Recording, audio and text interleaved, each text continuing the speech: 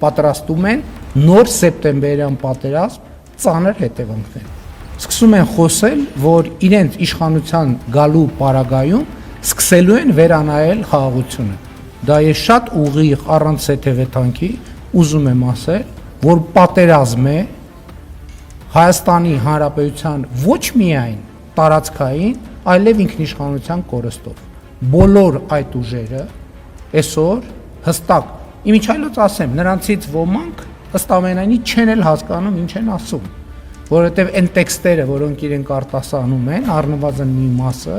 ինձ համար ակնհայտ է, որ ուրիշ տեղեր են գրված եւ նրանք պարզապես կարդացողի կարգավիճակում են, առավել եւս իրենց ասածը, խոսացածը չհասկացող ուժերը եւ քաղաքական գործիչները իհարկե չպետք է կարողանան ընդհանրապես Հայաստանում որևէ պաշտոնական կարգավիճակի հավակնել։ Ես իմիջիայլոց ասեմ, առաջիկայում ես այդ թեմային վերաբերող առանձին Facebook-յան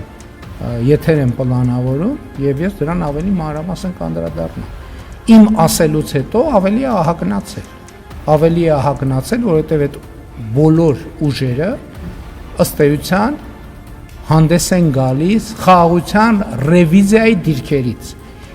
ինչը այդ փաստի բերումով նշանակում է անխուսափելի պատերազմ, անխուսափելի։ Ընդ որում ընտրություններից շատ չանցած, մաքսիմալ աշնանը, ես վերլուծում եմ, չէ՞, տեքստերը ինչ են ասում։ Այդ բոլոր ուժերը, եթե անհրաժեշտ է անուններն էլ կտա, հստակ,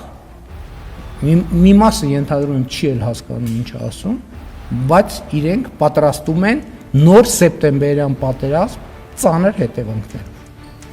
Ավանիշ տեսանյութը եւ բաժանորդագրվիչ նորությունները բաց չթողնելու համար։